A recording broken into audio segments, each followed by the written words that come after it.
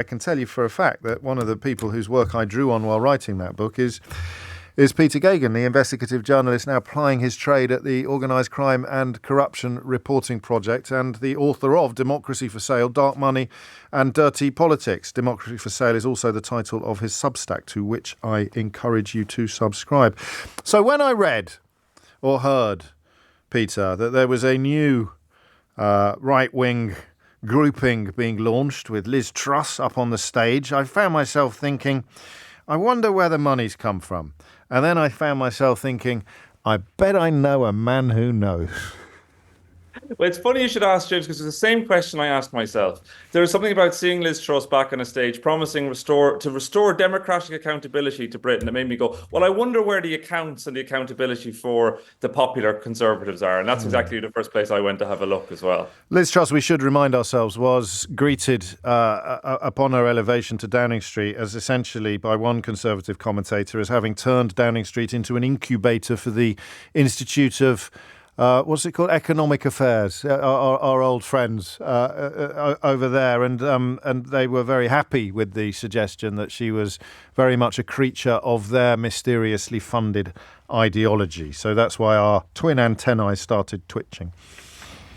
Yeah, very much. And what you can see from this, it's interesting because in Britain, as we've discussed on this program before, it's very easy to influence politics anonymously. And one of the ways you can influence politics anonymously is give money to think tanks. Also, thanks to new changes to electoral law, you can give more and more amounts of money anonymously to political parties.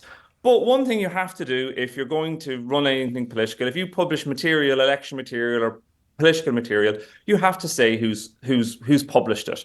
So one of the few little interesting things that I noticed from the PopCons launch was there was little leaflets going around setting out their agenda, saying who they are, and they said that they were funded by these leaflets were produced by a company called, with this snazzy title, Popular Development Partners Limited. But this is, it sounds like a housing developer. Well, actually, turns out it's not. Sounds like a dating site, actually.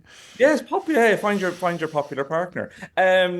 Actually, it's a company that was set up back in October by Mark Littlewood, who was the former chief executive of the Institute of Economic Affairs. And when I looked a little bit deeper, it looked as if the other person who'd also set up the company with him was his wife, Angela Harbutt, who also used to work for the IEA. The IEA have said they're nothing to do with PopCons itself, and they're not involved in the project at all. There's still some mystery surrounding Littlewood's departure from the IEA, only in the sense that it's not been fully explained, and it was widely unexpected in the kind of circles that these operations mix in. And he's now emerged as the director of the PopCons, which is an interesting new job for him. And he was on the stage talking about the PopCons. We know the history of the IEA has been to take money from, this is documented from people like BP, from Big Tobacco, from others. And fundamentally, it begs the question, who's funding the PopCons? And so I started looking a bit more at that too, and where are some of the people who've been funding Liz Truss? And it's quite interesting. Jeremy Hoskin, who funds the Reclaim Party, Lawrence Fox's not particularly successful election vehicle. Right, not particularly successful yet, Peter. Let's not count any electoral chickens. There's deposits lost in the London mayoral election Uxbridge suggest that maybe there's great things yet to come. And again, in his defence, the amount of money lost on deposits is as nothing compared to the amount of money lost in the libel courts. So all things are relative. Very true. Liz Truss has been very close to the kind of think tank world in the United States. Heritage Foundation they both flew her out to America to give a talk, and they flew her to Switzerland as well. The Heritage Foundation, for listeners who aren't aware of them, are a very, very hard right think tank based in the States. They are currently developing what they're calling Project 2025, which is for Donald Trump, the first day on office, basically to dismantle the administrative state of the United States. So they are some of the people that are in the ecosystem of this. Of course, we've got GB News as well. GB News has been pushing a lot of this, but also the Legatum Institute, who are one of the owners of GB News, they contributed £50,000 to one of these groups, the New Conservatives, many of whom were also at the PopCons. We've seen some of this opinion polling recently. Some people might have seen it in the Telegraph. Huge, big surveys, very, very damaging to Rishi Sunak, suggesting he needs to go harder to the right. Who funds this? It suggests it probably costs around £70,000 to do this. We don't know who's funded it. We, Lord we, David Yeah, Frost. we know that David Frost, the man who was responsible for Boris Johnson's Brexit deal, which he then sought to disown before the ink had dried, he's been put up as the man you go to. But it's obviously not his money that has been spent upon the polling. And just to stress, Liz Truss was talking about accountability when she took to the stage at their conference, at their launch.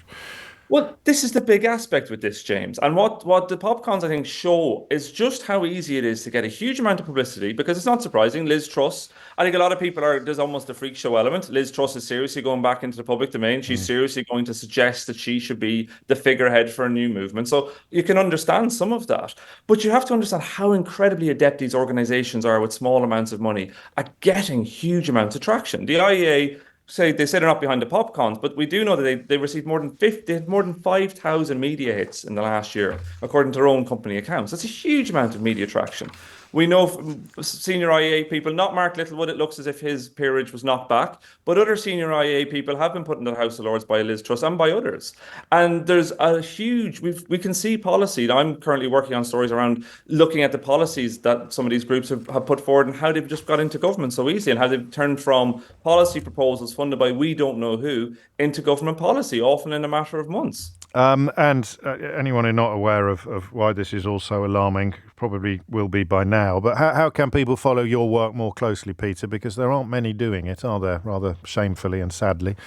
Although I suppose it gives you a very nice niche, but I mean, I'm sure you'd rather be less lonely in this particular furrow. How can people follow your work more closely?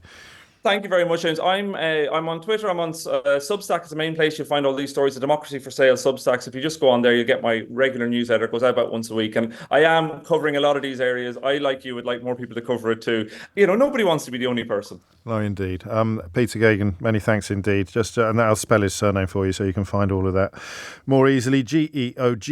I shall retweet something from my account shortly. So if you follow me, there'll be links there to what you need.